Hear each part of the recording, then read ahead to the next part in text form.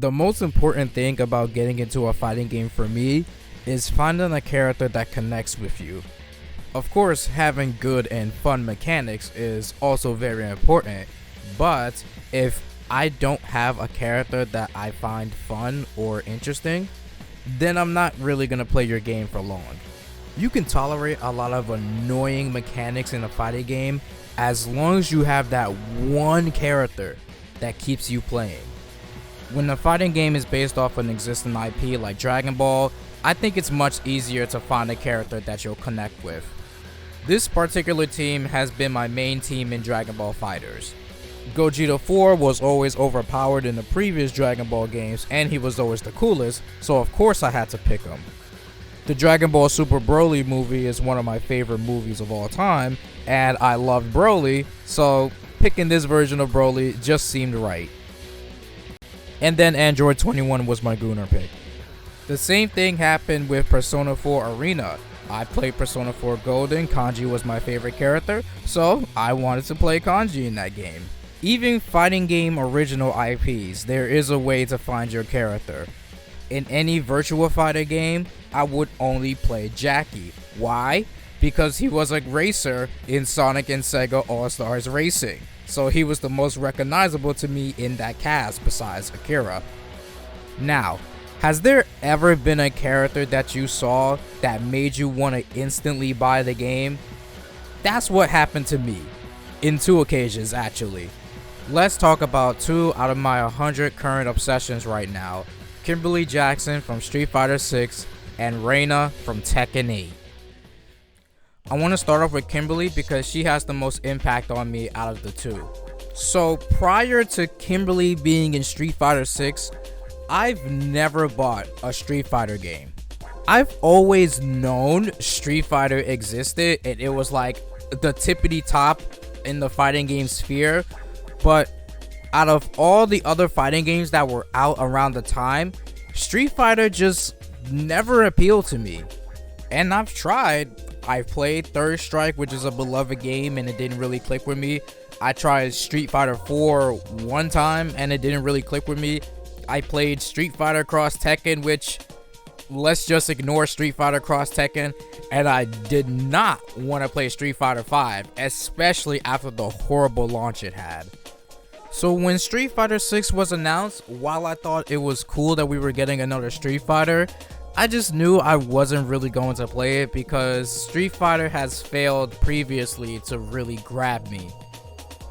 Until Kimberly came along. What immediately drew me to her was her design.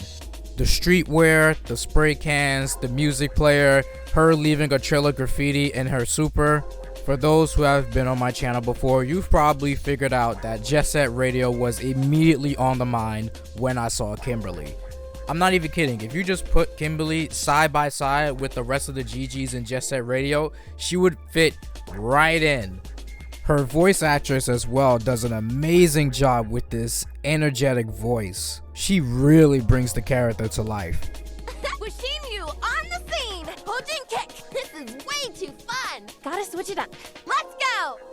We're not finished here. I think it is really funny that she's now also the voice of Whisper from Sonic the Hedgehog. She went from a very loud and energetic character to a very quiet and introverted character. Oh, it's so exciting finally getting to be on your show. Hello. After that trailer, I was immediately sold on getting Street Fighter 6. I even played the beta and I only played Kimberly. I didn't care about anyone else. Then when the game finally dropped, Kimberly ended up being the only character that I got to master rank with. Those 100 plus hours I've invested into Street Fighter 6 all went into learning Kimberly and trying to get to master rank. A whole $60 spent on one game because of one character. And it wasn't even because of her gameplay, even though I think she is a very fun character to play. I just loved how she looked and I loved her personality. It was just love at first sight. It kind of makes me sad that Street Fighter 6 doesn't have a more streamlined story mode like it did in the previous game. Like, don't get me wrong, while I think World Tour Mode is cool and Kimberly does have one of my favorite introductions, and we do get to learn a little bit more about her, like her relationship with her uncle, her training under the Bushin Ryu and Guy, and she's also really good with math and numbers. But man, I really wish we just had a normal story mode. Her arcade story leads to some interesting things because her uncle did die in some sort of incident. And so she wants to uncover the mystery, and turns out JP has something to do with it. We don't know the exact details, but that could have been something that could have been explored more. But it seems like we're not going to get that anytime soon. Kimberly is also one of the few characters to have 2 theme songs. She has her usual battle theme, which kind of is reminiscent of a classic Mega Man theme, and I don't know, I don't really like it. It sounds okay, but it is very uninteresting to listen to, and it gets pretty repetitive pretty fast. Then she has her theme song when you use her level 3. This one is... I like the instrumental. The instrumental is actually really good. It's the vocal version of this theme song that I'm not really a fan of. I don't know, the lyrics just aren't doing this for me. And then come to find out in story that it was actually DJ that wrote this theme song, because Kimberly helps him and inspires him to write the song in his arcade story. Kimberly was the perfect way to get me into Street Fighter, and while I may not be too huge on Street Fighter 6 anymore, the time I spent playing it, I just enjoyed my time playing Kimberly. And that's a good thing. Even though Street Fighter 6 isn't really a game I love, the fact that I found the character to make me stick around for that long is a good sign. Would I come back to it? Probably not. I just don't find Street Fighter 6 fun anymore, but I still love me some Kimberly. Now, Reina is an interesting case because Tekken is a franchise that I am very familiar with. Tekken has been one of the fighting game franchises I've followed religiously, with the first game I've played being Tekken 5. Since then, I've played Tekken 2, 3, Tag 1, 4, both versions of 5, 6, Tag 2, and Tekken 7. So when Tekken 8 first got announced, best believe I was excited. Now, I wasn't really interested in the gameplay, so to speak, because I'm gonna be honest, I am horrible at Tekken. The thing I love about Tekken is the lore and the characters. I was pretty confident that I was gonna play Tekken 8 for Jin and Devil Jin because they've always been my favorite character. But then, a month before the game came out, they revealed their final character. And that final character ended up being a completely new character for Tekken 8, Reina. And immediately, much like Kimberly in Street Fighter 6, this was love at first sight. Her design and color scheme immediately grabbed me. The sick looking jacket, the purple streaks in her hair, the leggings, the boots. Turns out she was actually designed by the same artist who drew Bayonetta, which makes Reina even 10 times better for me because I love me some Bayonetta. And her demeanor already intrigued me. She looks super cute, but there's something very deadly within her. When she attacks, she's very aggressive, very evil almost. Come to find out, there is a reason for that. The biggest surprise in that Reina trailer is the discovery that she is also a Mishima. This was a crazy revelation because it got you wondering, who and when did Heihachi conceive another child? She also had a lot of Heihachi's moves, and at the time we thought that she was essentially going to be the Heihachi replacement. But of course, we would get Heihachi later as DLC. And at that point, I was locked in. I was going to get Tekken 8 anyways, but I bought it day one just to play Reina. and to see what she does in the game's story mode.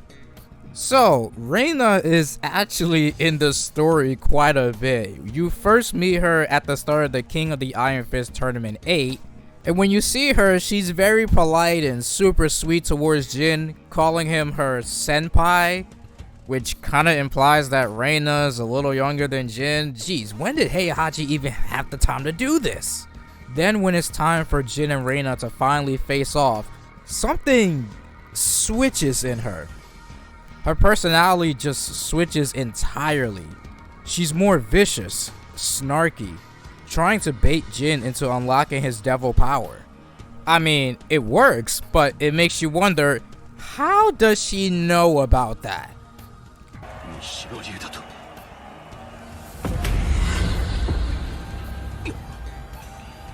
どうしました？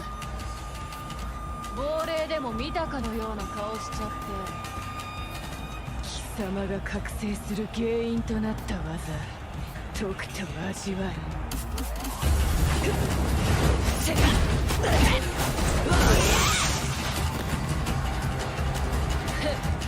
And then after the fight, she's right back to her innocent facade. It's kind of like she has a split personality thing going on, and it's honestly pretty interesting. And then she puts herself in these insane situations, like fighting Devil Kazuya by herself. And then she literally, I kid you not, she literally stands in front of a giant laser beam and just takes it on full force. She is insane. But this actually ended up working out, because turns out she survives, and then this happens.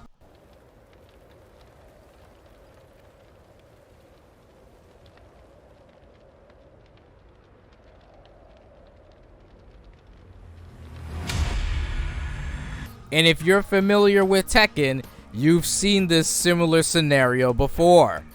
And then we get a post-credit scene at the end of the main story, and we get the reveal that, of course, she is Heihachi's daughter, and not only that, she has the devil gene.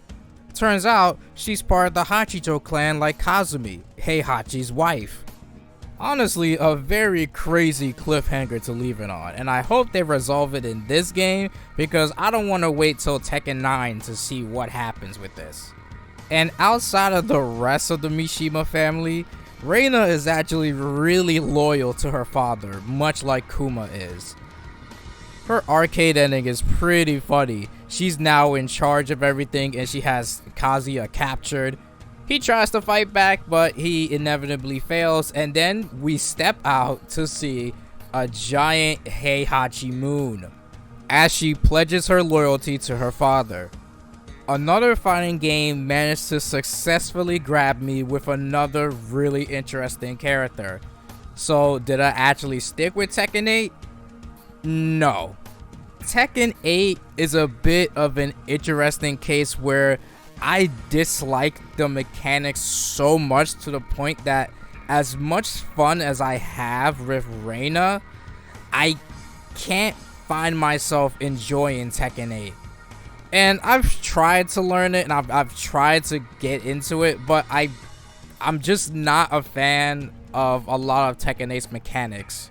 I've also historically just been terrible at Tekken no matter which one I pick up, so this game is just no different. Which makes me really sad, because I enjoy Reina's gameplay, I love her take on the Mishima style, and she's really cool. But I know when I'm not good, so I'm better off just watching actually good players play my favorite character. Now that we've gotten the intricate stuff out of the way, I would like to take this time to indulge, and I'm sorry in advance if you start cringing in any way. I love you, and you set my soul on fire. It is not just a little spark, it is a flame. A big roaring flame.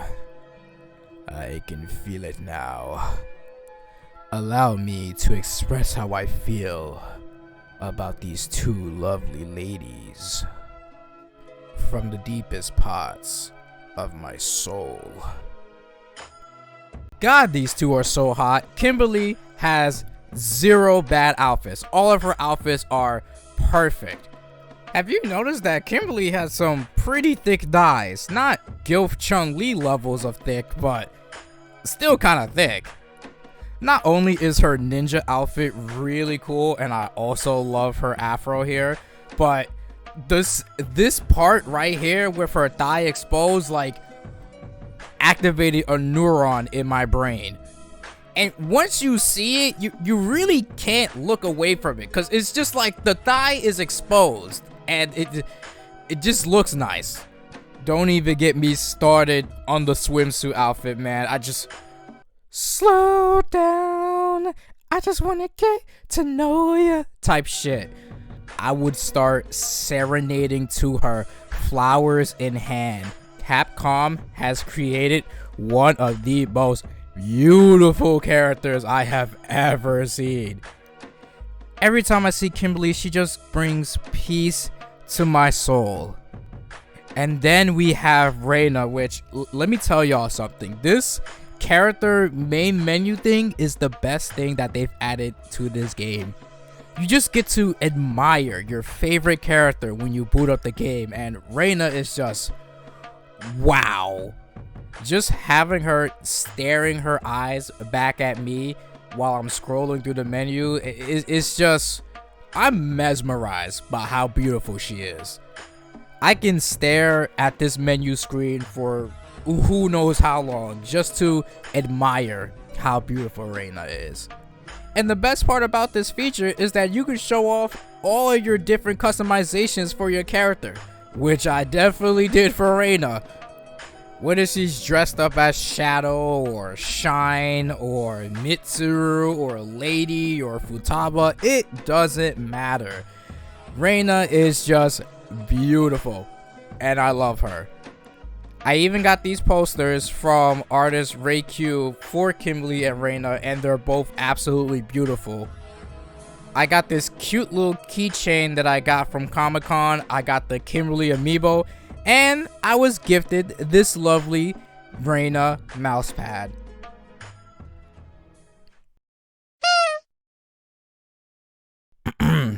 Point is, finding your character is really special because they have a lot of impact with you and they stick with you forever, which is what happened with Kimberly and Reina. While I wish I enjoyed more of the games that they came from, as long as I see them, I'm content. And hey, if I do decide to pick these games back up in the future, I at least know who I can go back to, and that's important. Thank you all for watching. If you enjoyed the video, make sure you leave a like and comment what you thought about it. You can even comment what character inspired you and made you get into fighting games. And if you're interested in seeing more of my content, make sure you hit the subscribe button and hit the bell icon so you can get a notification on my next upload. Also, I want to thank y'all for 4,000 subscribers, and don't worry, I have something special planned for that in the near future. I think you're gonna find it very cool. So again, thank you for watching, and I hope you have a great day.